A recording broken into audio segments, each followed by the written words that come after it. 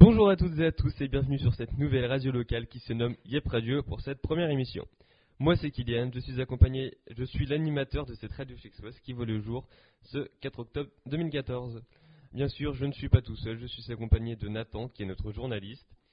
Nous sommes également en présence de Louise qui elle est chargée des événements culturels de la région et de Maxence qui lui s'occupera des critiques de cinéma. Et moi je suis chargé du déroulement de la radio et des canulars téléphoniques. Et je laisse la place à Nathan pour l'info de Yep. Merci et salut Kylian, salut à toutes et à tous et bienvenue. Une phobie administrative, l'inauguration de la MJ de vue et choupette. On voit tout ça et bien autre chose dans l'info de Yep qui commence maintenant.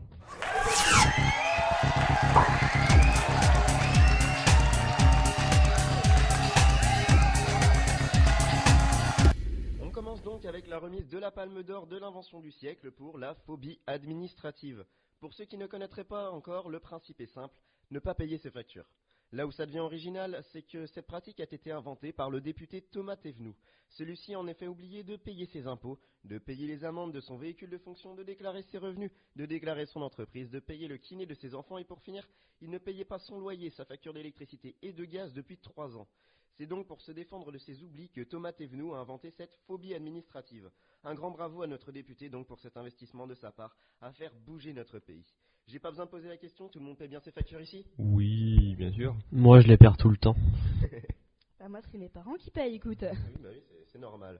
L'info locale maintenant. Le 3 juillet dernier, la communauté de communes Cœur-Pays de Ray a inauguré le nouveau bâtiment qui abritera désormais l'animation jeunesse à vue. Ce bâtiment de 77 mètres carrés qui se situe dans le bourg de Vue, en continuité de la bibliothèque, peut accueillir jusqu'à 40 jeunes. Pour plus d'informations, rendez-vous sur le site internet de la communauté de communes Cœur-Pays de Ray. Cette info nous amène à cette question. Si la maison des jeunes de Chex se serait déplacée, où la placeriez-vous dans notre commune et quelles améliorations lui apporteriez-vous ? Vous pouvez nous répondre sur notre page Facebook de Yep Radio ou par mail à l'adresse mail yep.radio@gmail.com. Et vous feriez quoi ? Je la laisserai à l'endroit où elle est, mais j'apporterai un point d'eau en plus et peut-être d'autres aménagements électriques. Ouais, elle est bien, franchement, pas besoin de la changer, elle est parfaite. Ouais, moi je suis d'accord avec Louise, avec beaucoup plus d'aménagement. Ouais, c'est vrai que ce serait bon. On passe aux infos insolites. Avec ses technologies de dernier cri et des centaines d'agents du Secret Service qui la protègent, la Maison Blanche est sûrement le bâtiment le plus sûr du monde. Mais le 11 septembre 2014, elle a été victime d'une intrusion originale. En effet, c'est bien Pikachu, le héros de quand on était petit, qui s'y est introduit, du moins un homme, déguisé avec une casquette, un t-shirt et une peluche Pikachu.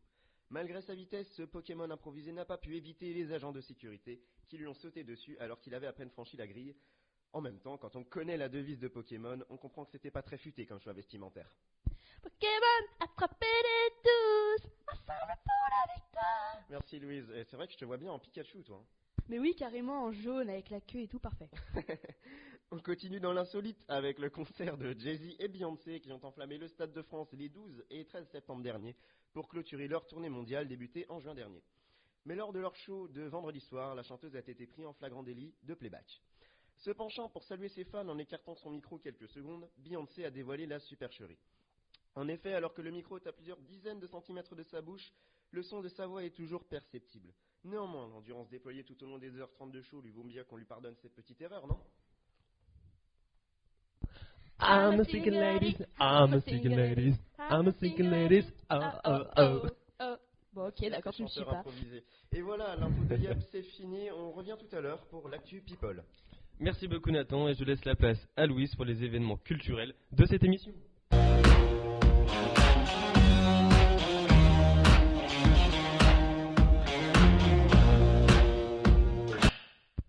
Alors avant de commencer les événements culturels de ce mois-ci, j'aimerais préciser que le programme de l'animation jeunesse est sorti pour les vacances de la Toussaint. Donc n'hésitez pas à passer aux différentes maisons des jeunes situées dans le pays de Ray pour obtenir ces informations. Alors, ce mois-ci, Croque la Seine, donc à Rouen, c'est la 9e édition qui se déroule du 4 au 30 octobre. Ce sont des ateliers des centres de loisirs du 20 au 29 octobre par des intervenants de l'art du cirque et The Serious Road Trip et de nombreuses activités sur la thématique du rock. Dans les autres centres de loisirs, la Maison pour tous de Saint-Père-en-Ray à Port-Saint-Père, de Sainte-Padane, d'Artois-en-Ray, la Montagne, Saint-Hilaire de Chaléon, CMA, la commune de Rance. Voici tous les lieux partenaires. La journée du 30 octobre sera ouverte de 10h30 à 16h. Cette journée accueille les enfants des centres de loisirs partenaires, mais aussi le grand public. 400 enfants et adultes sont attendus. Le festival Croque la Scène, le 30 octobre à Reims, les représentations seront The Kids à 11h30, qui sont un groupe de rock qui fait de la musique avec des jouets. Le cirque Content pour Feu à 14h, une boum pour les enfants de 12h à 13h30 en accès libre et plusieurs animations de 10h30 jusqu'à 16h avec de la restauration sur place et un bar. Les tarifs par spectacle sont 5 € et 8 € pour les deux. Les réservations se feront au 02 40 64 18 32. Et pour le mois de novembre, le vendredi 14 novembre, il y aura le Petit Poucet ou du bienfait des malades en forêt de l'éducation des enfants. Donc une pièce de théâtre qui sera représentée à 20h30 au Grand T, qui dure 1 heure. Donc c'est d'après le conte de Charles Perrault.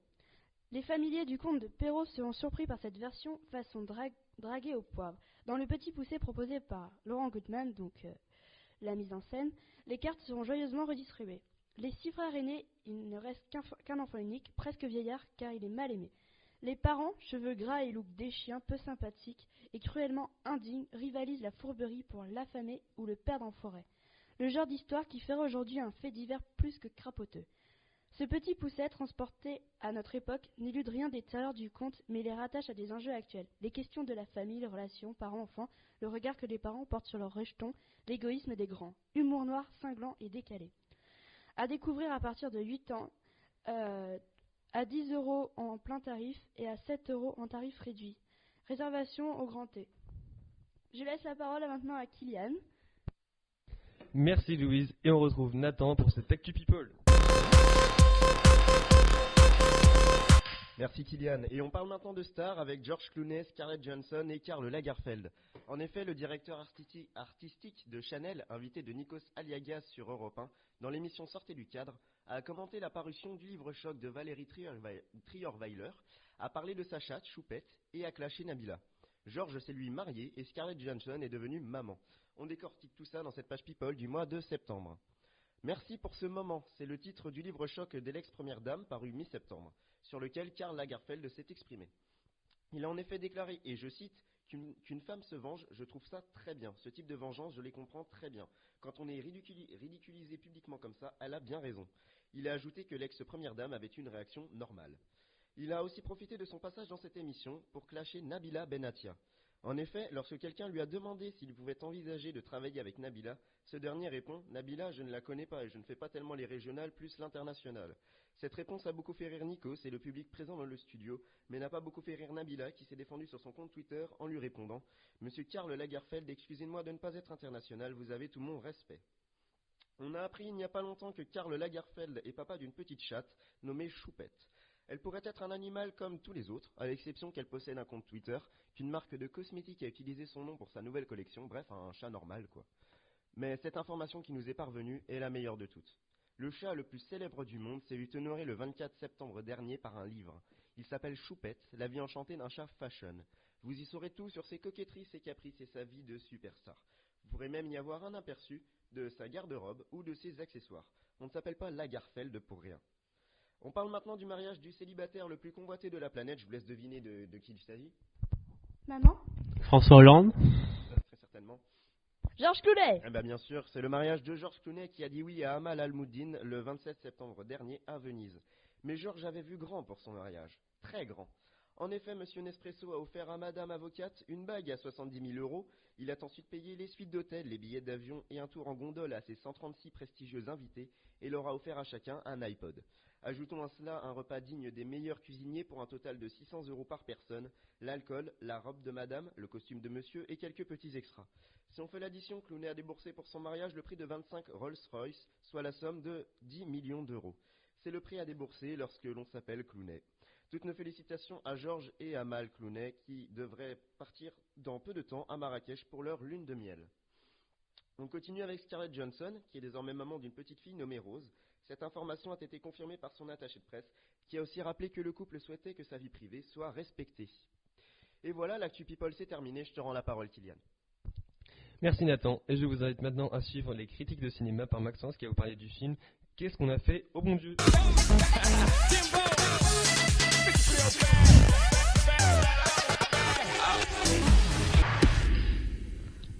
Donc c'est moi Maxence, je vais faire une chronique de cinéma sur le film Qu'est-ce qu'on a fait au bon Dieu. Alors c'est un couple vieux, enfin mi-vieux,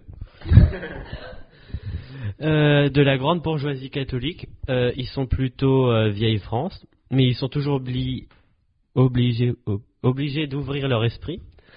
En effet, leur plus grande fille a épousé un musulman, leur seconde un juif et leur troisième un chinois.